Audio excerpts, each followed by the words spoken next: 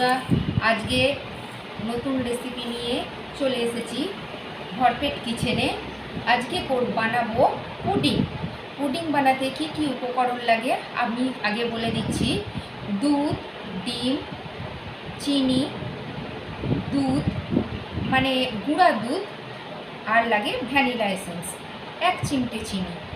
এই উপকরণ কটা দিয়ে আমি আজকে পুডিং তৈরি করছি।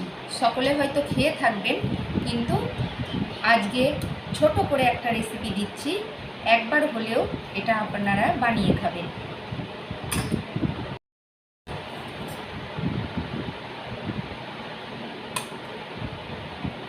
প্রথমে আমি দুটো ডিম দুটোকে একটুখানি নেড়ে নিচ্ছি। তারপর দিচ্ছি গুঁড়ো চিনি।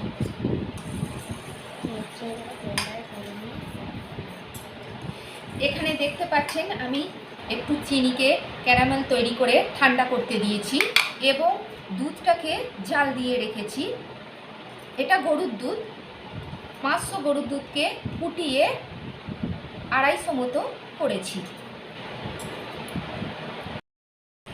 দেখছেন চিনি আর ডিম ভালোভাবে সংমিশ্রণটা আমি গুলে নিয়েছি।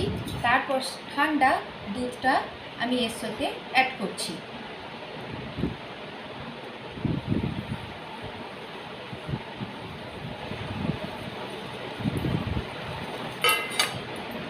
এর সাথে আমি 1 ঢাকা ভ্যানিলা, এই ডিমের কাঁচা গন্ধটা যাওয়ার জন্য 1 ঢাকা ভ্যানিলা এসেন্স দিয়ে দিলাম। এটাকে ভালোভাবে নেড়ে নিলাম। তারপর দিলাম 10 টাকার একটা গুঁড়ো দুধের প্যাকেট, পুরোপুরি আমি দিয়ে দিলাম। বন্ধুরা, এই চিনি সব কিছু ব্যালেন্স করার জন্য দিচ্ছি 1 চিমটে নুন।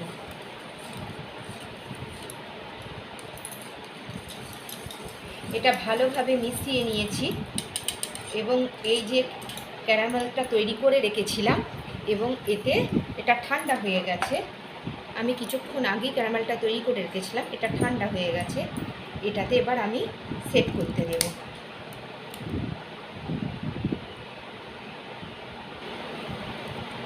আমার অল্প একটু বেড়ে গেছে, এটা আমি অন্য ইয়েতে বসিয়ে দেব। দেখছেন একটু অল্প ফাঁক আছে, এটা যাতে ফুলে উঠতে পারে তার জন্য আমি অল্প ফাঁক রেখেছি। বন্ধুরা, দেখছেন এই যে জলটা দিয়ে রেখে দিয়েছি, এটা অল্প কুসুম কুসুম গরম হয়েছে এবং তাতে একটা স্ট্যান্ড বসিয়ে দিয়েছি। এবার আমি ওই মিশ্রণটা এর উপর দিয়ে দিচ্ছি, দিয়ে এটা আমি ঢাকা দিয়ে দিচ্ছি। তার উপরে একটা ঢাকা দিলাম যাতে এটা না বেরিয়ে আসে।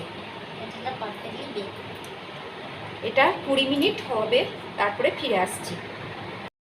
দেখছেন এটা চাপা দিয়ে দিয়েছি এবং এটাকে লো টু মিডিয়ামে রেখে দিয়েছি গ্যাসের নবটাকে।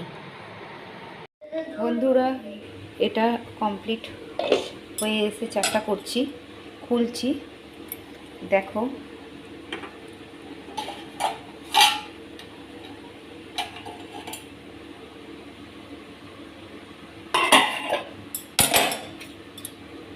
আমি একটা কাঠি দিয়ে দেখছি এটা হয়েছে কিনা।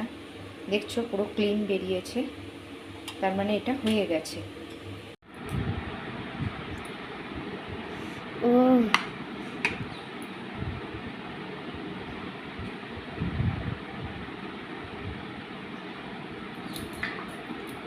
বন্ধুরা, দেখছেন পুডিং পুরোপুরি রেডি।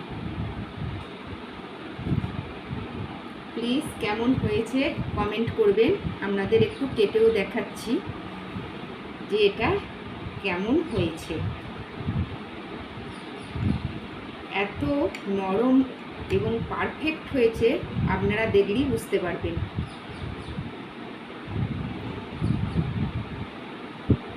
আমরা ধরে দেখাচ্ছি, দেখুন কতটা নরম হয়েছে, বুঝতে পারছেন এর থিকনেসটা।